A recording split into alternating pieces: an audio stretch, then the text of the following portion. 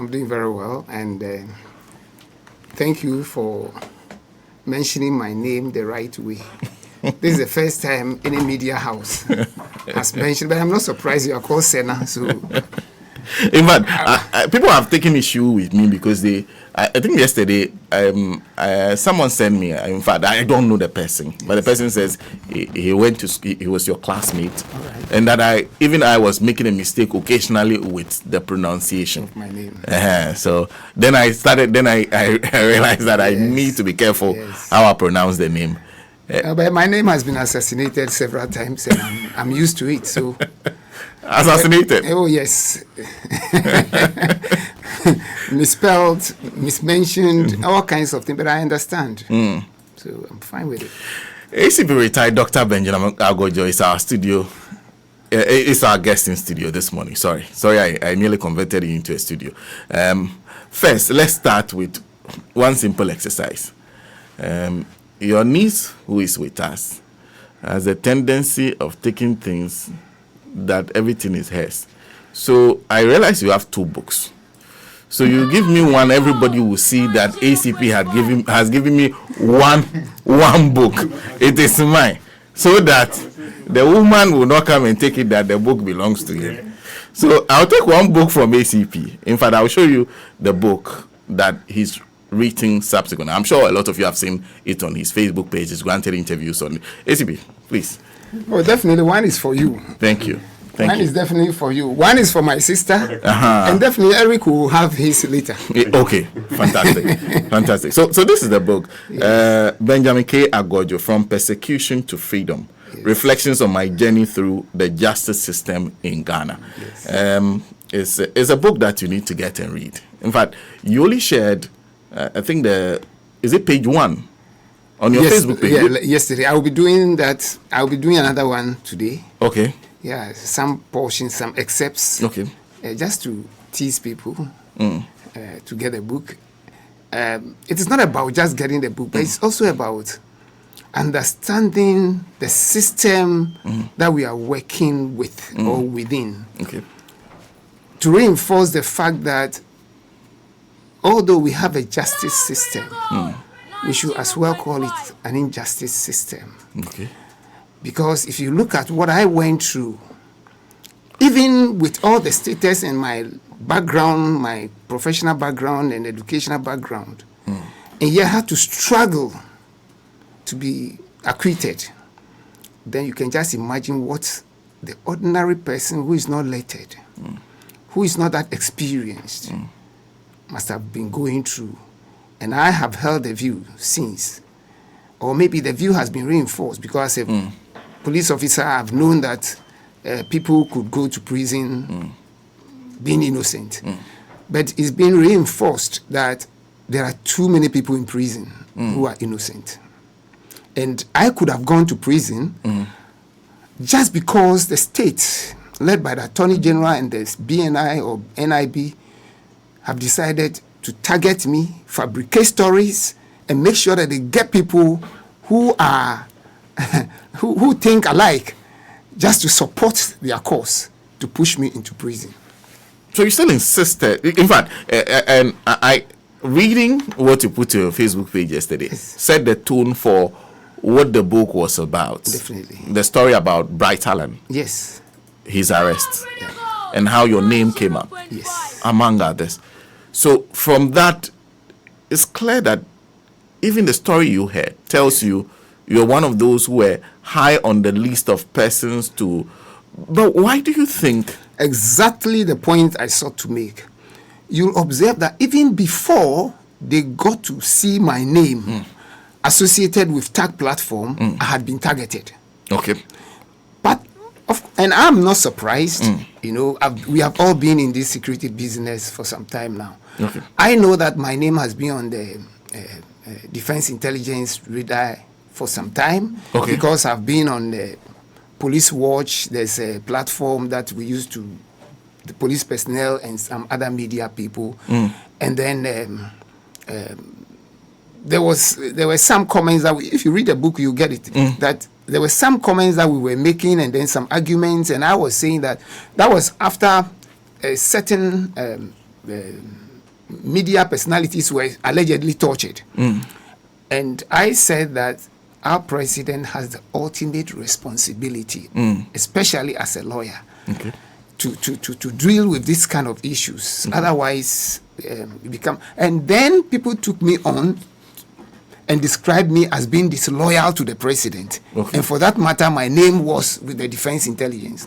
Then I gave that lecture, that IDEG lecture, where I critiqued the system, particularly the appointment of the IGP and certain other things. And so that reinforced their desire and decision to really deal with me. Because even after that one, I received a lot of calls that, look, are you not afraid? They are coming after you. They will come after you. So the only thing they could do was when they got my name associated with Tag Platform, they thought they had gotten me. But, they didn't really do. I can tell you from all this now, they are very, very unprofessional in their investigation. Either they were malicious, or they were unprofessional, or they were both. Okay. Malicious, unprofessional, or both? Yes. Okay. Malicious because they just wanted to get at me. Okay. And so they didn't care whether to fabricate stories or not, and which I believe they did. But they were also unprofessional because even if you were malicious, you should see that there's no way you could easily connect this person, and yet they wanted to do it. And in this, you see the gaps. I wasn't surprised then that they got to court before they realized that I was not on certain platform that they had thought that I was on. And could you even imagine that Francis Abuaji of NIB could come to court and say, okay, even though there is nothing to indicate that he discussed a coup plot with Dr. McPalm, when Agordzo spoke to McPalm on WhatsApp, it was possible that they discussed, though the court stopped him. The court stopped him. Are you saying it was possible? And then he held back. That tells you that they were just speculating. And that is why this whole trial for 5 years was and is still persecution and nothing else. And I have, chronicled every event from the day I was invited to the time I got to the place, the interrogation processes, my 1 week stay or 5 day stay there in the BNI, my stay at police ministries, police custody, the IGP's custody, the court processes, everything, even the gestures of the judges and what it meant, I have chronicled everything. In the book? In the book. Everything is in the book? Everything is in the book. And the judicial biases that we had to suffer, the inconsistencies of the judges, their biases, it's clear. It's very clear. And I say that I am ready to defend everything that I've written in this book. The fact that they even use some senior journalists to put out some issues against us, and particularly against me, when they knew that it was prejudicial, and yet they made it. Everything. Even if a pin dropped on the ground, I chronicled it. I see. How? Were you keeping records? I didn't go to school for nothing. Besides that, I have been an investigator for well over 35 years. Okay. And therefore, from the beginning, I knew there was no way they were going to succeed in convicting me. I knew. Unless, even if they wanted to, there was no way they could do it. So for me, I was resting assured and then trying to get everything. Now, you were asking whether I was having notes. Initially, I didn't have any notes, especially the BNI, but I was observing and keeping everything in my memory. Then when I got to the ministry's police station, I started jotting. Then when I got to the IGP's custody, which was more like a house arrest, I started typing. And by the time I was granted bail 2 or 3 weeks after stay there, or maybe almost 1 month, I had written over 100 pages. Really? And by the time judgment was given, I had finished 26 out of the 28 chapters. In other words, I was writing as the trial went on. And when I was free, I went to court And I was not hiding my notes and pen. I was having my pen and my notes and writing anything that I wanted to write. Anything that happened, I wrote it. And when I got back, I would sit down, and then maybe spend some hours trying to put something down. And that is how come that January, the case finished in January. The judgment was given in January. And by March, January, February, March, I had finished this book. Why did you decide to do that? What prompted you? Thank you very much. Right from the beginning, I foresaw it, but as the processes began, I saw the interrogation, the weaknesses, that there was the unprofessional conduct of the BNI, the police, the CID, the Attorney General's department, and even some of the judicial biases in the courts. So I started right from the beginning to chronicle these things, just so that I can provoke some debate. Okay. Just so that others can learn from my experiences. Just so that others will not repeat this thing against innocent people. Okay. I am very sure that as a result of this, the BNI, and I know they are reading it, the kind of interrogation they do, the manner in which they do it, they will be very careful. So you critique everything that was done? And I did not just critique it, I researched it. So I mention an issue, and I tell you how the Constitution talks about it, how the police regulations talk about it, and then I'll go in for best practices. For instance, interrogation. Francis Abuaji of NIB will say that, it is not a requirement that we should have a lawyer or a counsel before doing the requirement. I have proven him wrong, and he must learn from this book. And not only him, the BNI themselves, the NIB people, and all the police officers, they must learn from this. Whether they like it or not, it is a wrong notion. Okay. Once, you see, the whole process of questioning and interrogation are part of the arrest system. And the Constitution tells us clearly that as soon as you arrest the person, you must read the rights of the person to him. So how come that you say that you are interrogating the person and yet his lawyer cannot be present? I mean, how can you say that? Okay? And there are some weird things that they do there that people should get to know about. For instance, you get there, you write your statement, and you find out that there is no independent witness, only to come back and see that an independent witness has endorsed it. They did it to me, and I am challenging them to this. My lawyers were there when I wrote my statement. They did not introduce any independent witness. Yet when I returned, after some time when I returned, somebody had endorsed the statement. So these are some of the practices that we must not accept. Explain that to those of us who are not police officers and haven't gone through the prosecution system. What is an independent witness, and how important is that? An independent witness, usually we say when you are doing a confession, but in a very serious case, an independent witness must be present to say that, to declare that you made a statement on your free will. Okay. And that nobody tortured you. Okay. You didn't do it under any duress. Okay. That is the essence of the independent witness. Because if somebody goes to court and says that, look, this guy who is alleged to have killed this MP, what's the name? I think he has. Yes, you know the one I'm talking about. Yes, you see that he's making some wild allegations. Yes. So if those allegations are true, then what happened? Okay, even if it's not true or whatever, once he makes those allegations, then you can be sure that the court will decide to do what we call trial within trial. They will put the trial aside and then have to deal with the issue whether he made those statements under duress. You understand? Now, so you want me to write a statement. You caution me. You tell me I have my lawyers and other things. I could have my lawyers and other things.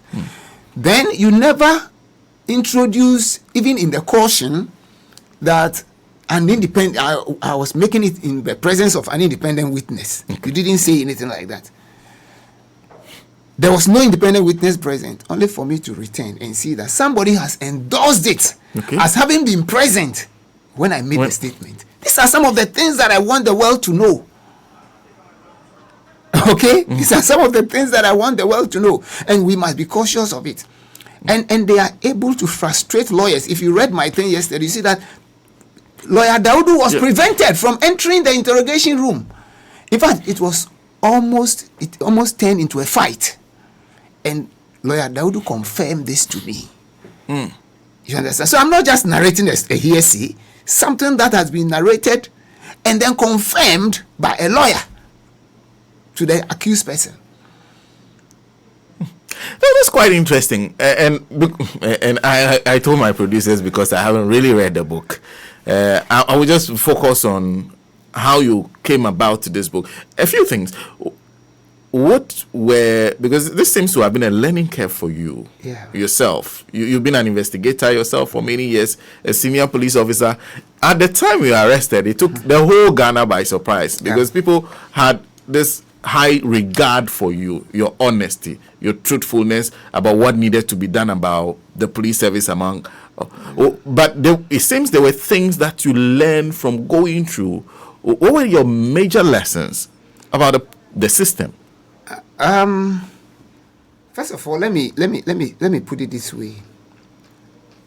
For me, I've always thanked God for whatever I've gone through, and as a Christian, I believe that God allowed it to happen for a purpose. And secondly, God knew that I could carry that burden. That is why He allowed me to carry it. And you could see from my demeanor and everything that it never weighed me down in any way. I was really, really. You must take a level of assurance and confidence for you. I was very confident. Right from the beginning, I knew that I keep telling people I didn't know when it was going to end, but I knew how it was going to end. There was no way anybody, any court, not even a kangaroo court, could convict me on this, because they had no evidence and they knew it. But coming back to the lessons that you are talking about, the first lesson is that everybody is vulnerable. Everybody is vulnerable. I never thought that I was ever going to enter police cells and sleep there, let alone BNI, but I found myself there. And that is why when we are talking about matters of justice, everybody should be concerned. Because you never knew how this system, justice system, which I call injustice system, currently constituted, is an injustice system, could find you, could concoct stories and push you into that system. And that is why everybody should be very interested in whatever happens. And we should not be too hasty in drawing conclusions. That once somebody has been arrested, that person... And another motivation is this. You see, we are interested in events. We are not interested in the processes and the procedures. The interest is in events. We are not interested in the process. So one, Agordzo has been arrested and accused of high treason. He has been acquitted, thank God, and that's all. Those are events. We must also be interested in what are the processes that Agordzo went through. Okay.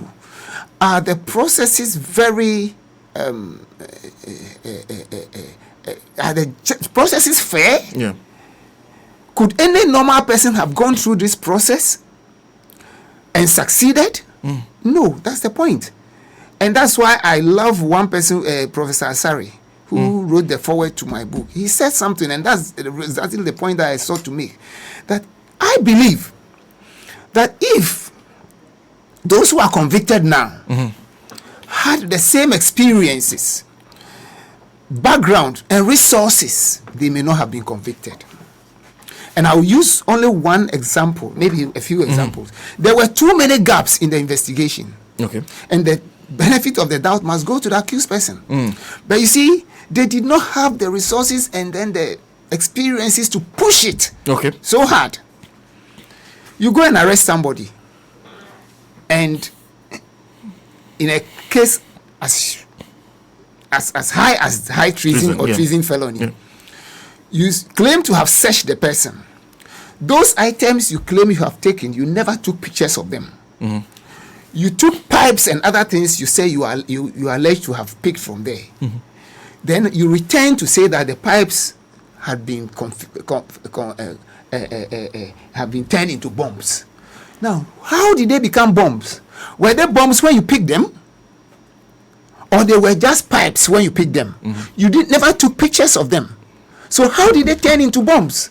And who turned them into bombs? The people have denied. So how come that they are convicted? And who else is the witness there? Now, you did not cordon the place. Radio Gold, assuming a Radio Gold has become a crime scene, the first thing is to cordon it off and make sure that nobody enters the place. Okay. You left the place for 3 days. You didn't cordon it off. You didn't declare it a crime zone. You returned after 3rd day and then went and picked some things in the drawer. Who placed them there?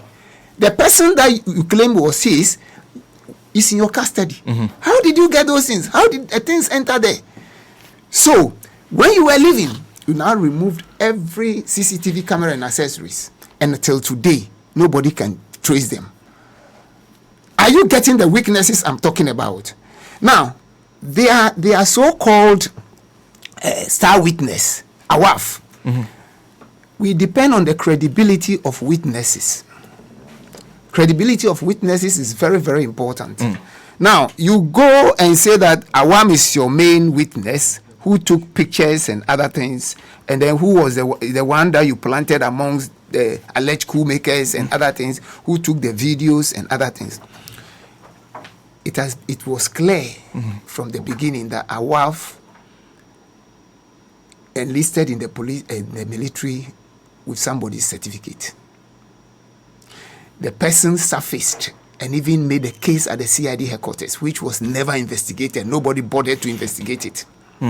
This same Awaf was involved in land guardism, and he was involved in a murder case. At the time that these things were happening, you quickly acquitted him at the level that is so suspicious, and I want to see the basis of that acquittal or whatever, the reason why he was not prosecuted, why the Attorney General decided that he must not be prosecuted. And then so these are questions that one must ask. Now, you claim that they discussed the coup and agreed on a particular platform called the Tag Executives platform. Read everything in that Tag Executive platform, and there was nothing like an agreement. They planted somebody called Dr. Sam who raised the issue. And this Dr. Sam was sacked, was removed from the platform because of his utterances. And these things are clear. So why did you get all this evidence? But you know something, like I said, these people are not, excuse me, and they should forgive me if they thought, they are not as sophisticated as some of us are. And therefore, they were able to push this agenda and finally got them convicted. So you're saying that even your co-accused were convicted? Yes. If they had your resources. I'm telling you, they would never have been convicted because there were too many gaps in the investigation, and there were too many concocted stories around it. And can you imagine that you are taking pictures and videos? Some of the videos are 3 minutes, other videos are 20 minutes, other videos are 1 minute, other videos are... That tells you that the videos were doctored. The videos that were presented were heavily doctored, and there is complete evidence that they were doctored. Now, the only thing that could save those people was to get an expert who will come to speak to the videos and prove to the court that the videos were doctored. Now, did they have the wherewithal to do that? They tried. They did everything they could, but they could not manage it. So, come to think about it, how come that Lieutenant Colonel Gameli was acquitted and discharged? I was acquitted and discharged. These poor guys were convicted. It tells a story. And that is the essence of my book. In fact, a lot of you are expressing interest in the book. Kindly send your details to 0599-922-922. 0599-922-922. In fact, there are many people who are asking questions about, I am outside the country, can I get a copy of the book? We've actually sent forwarded copies, posted copies to people in France, Canada, US, and other places.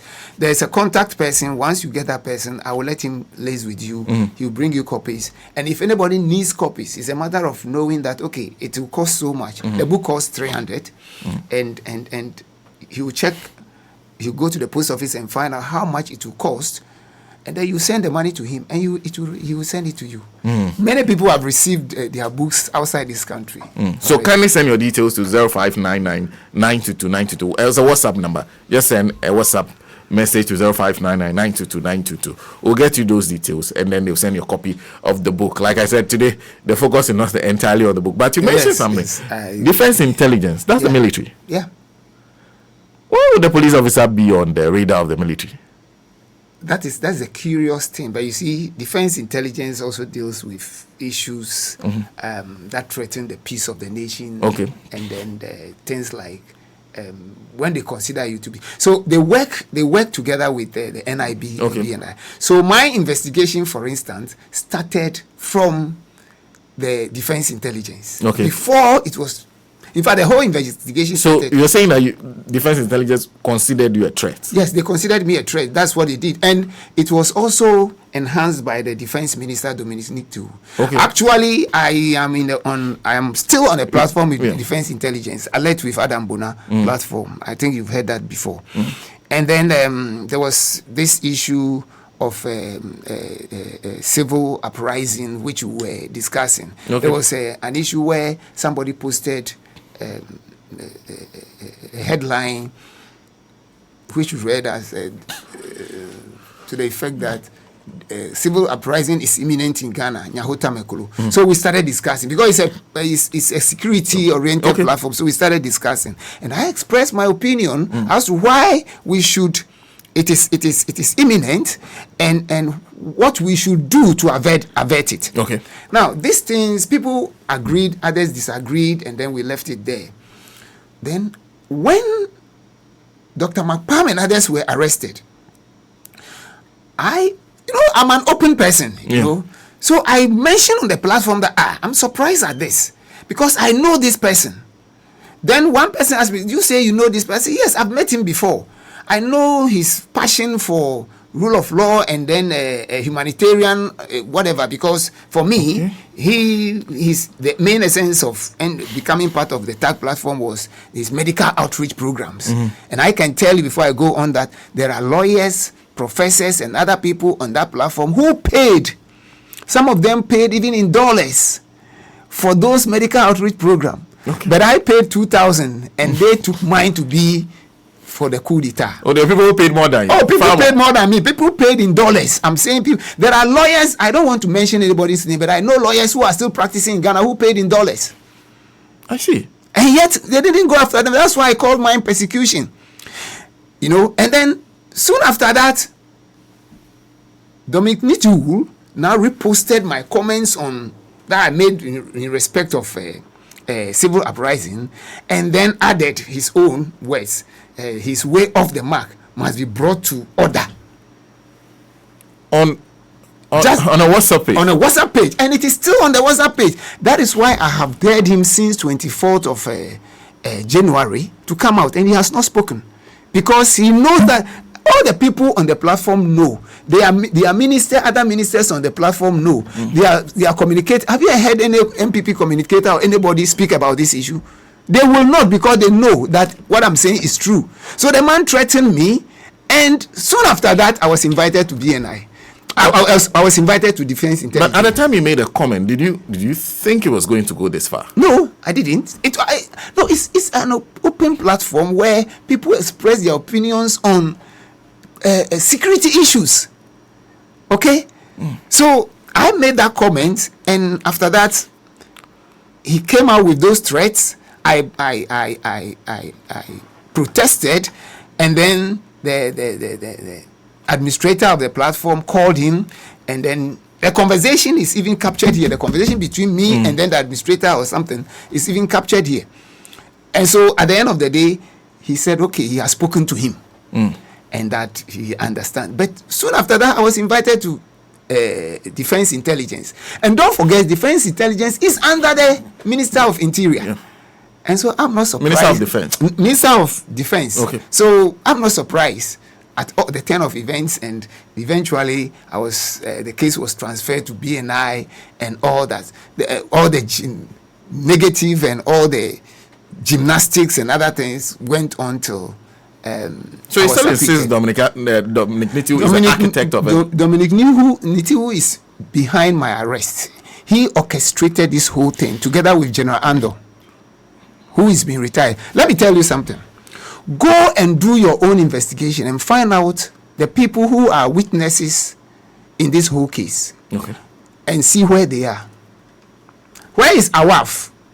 Go and find out where Awaf is. Go and find out all the so-called shambolic witnesses are.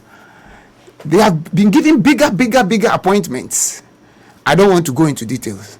But I'm telling you that is why this whole thing was orchestrated. You see, this whole thing was done to make certain people relevant. To make certain people? Personalities relevant. Go and find out the personalities involved in this and you see how relevant they have become.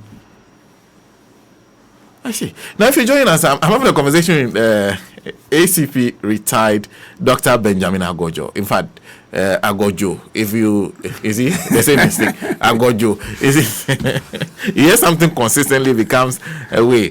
And I'm sure you know his story, how he, from where he was. In fact, there were lots of people who expected very high things of you. After watching you, that IDEC presentation, your frankness, the fact that it seemed you were very concerned about the police service, people expected you to be given an opportunity to perhaps implement some of the ideas you shared in a higher office and not to be persecuted. When you gave the IDEC lecture, was it clear to you that perhaps you have said too much? Let me put it this way. Those who have known me are never surprised at hearing what I say or whatever. My IDEC presentation, or even listening to me now. Remember, I could have been quiet after my acquittal. I could have sat down and then rested and said, okay, thank God. But I'm not the type who will just keep quiet over certain things.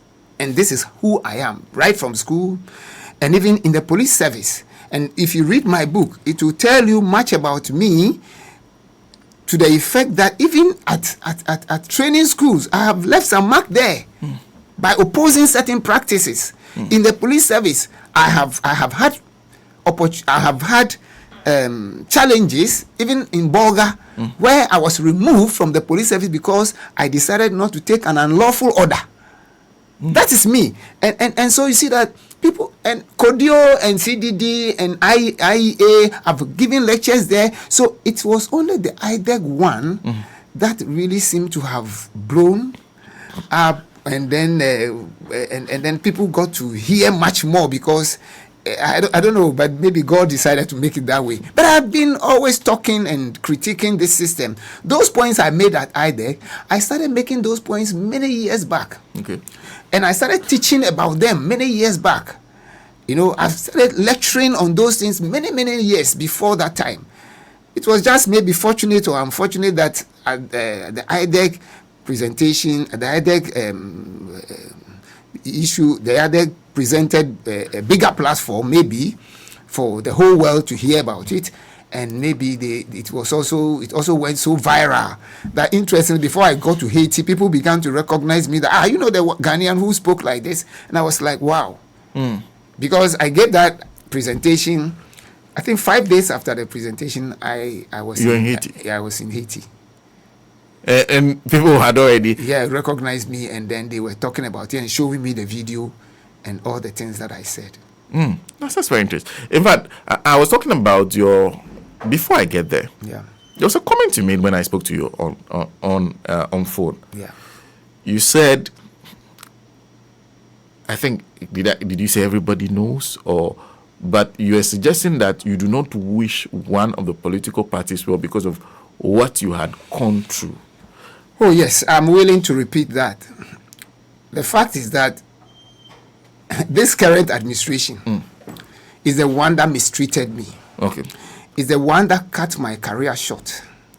Is the one that persecuted me. Nitiwu was the one who orchestrated this whole thing.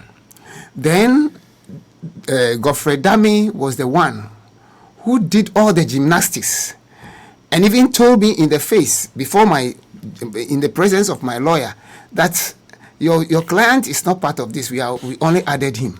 So right from, and these things are all chronicled in the book, in the circumstances under which he said it. So with all this, why should I wish this government well? You do not wish them. I don't wish them well.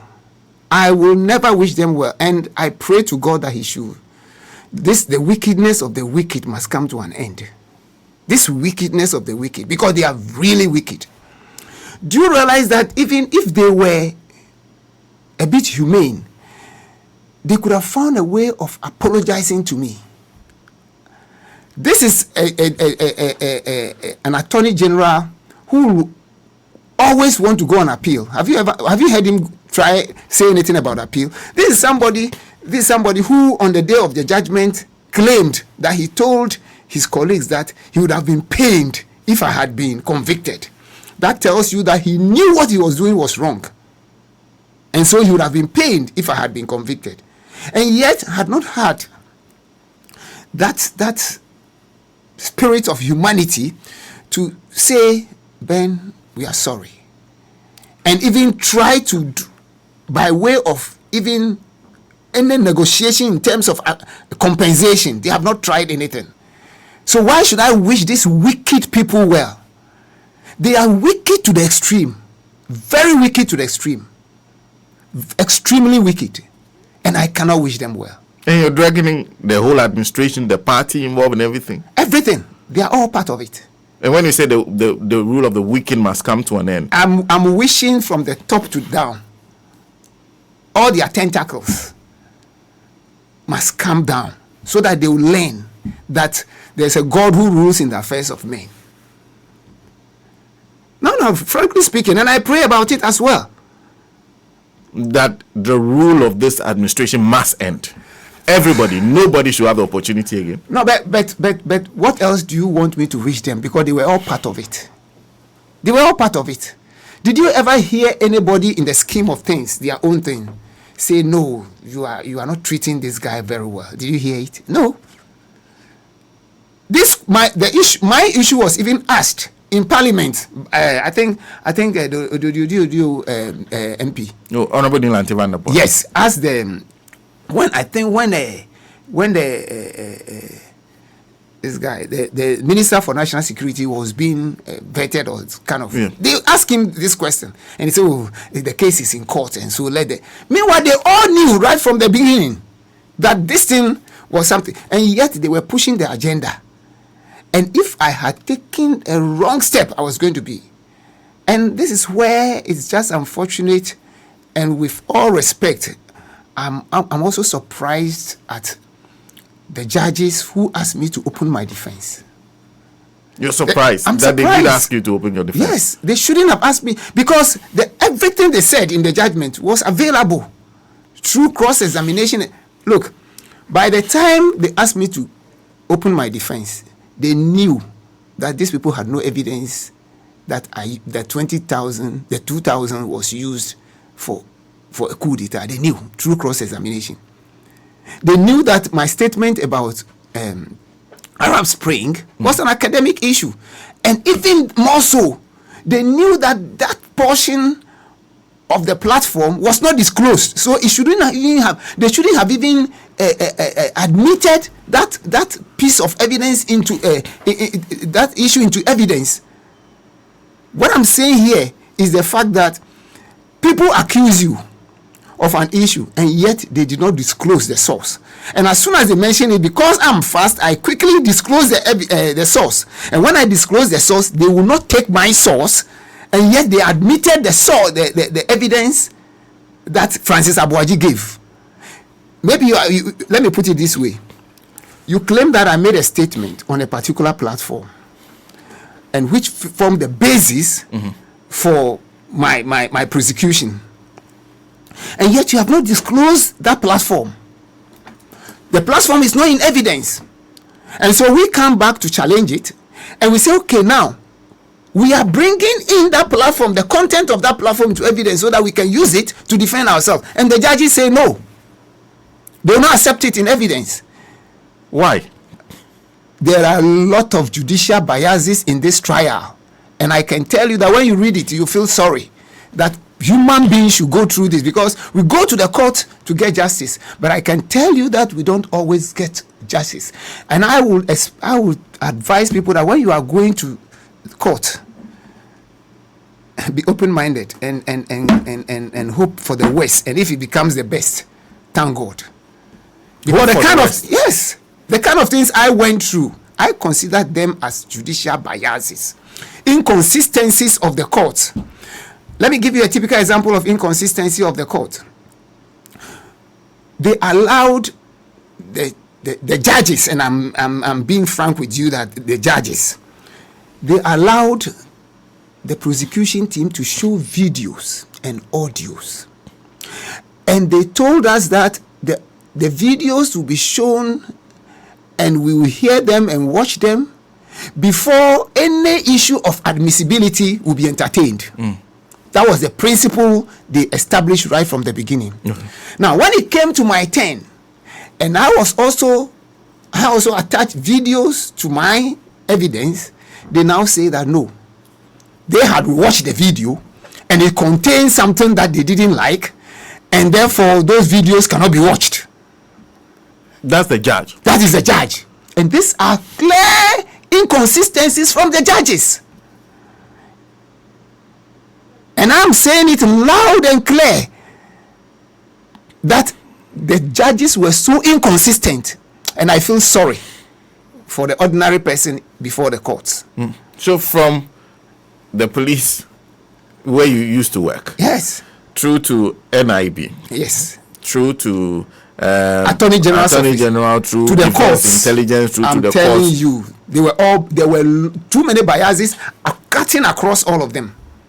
And I have documented. You didn't see fairness anywhere. I didn't see fairness anywhere. And somebody will say, okay, but they acquitted you. They had no option than to acquit me because there was nothing they could lean on. There was absolutely in fact, if they got even the least thing, they could have linked me to it. But there was nothing they could. Somebody will say, okay, they could have sent you to jail. Fine, they could have sent me to jail in an arbitrary manner, but I would have come back anyway.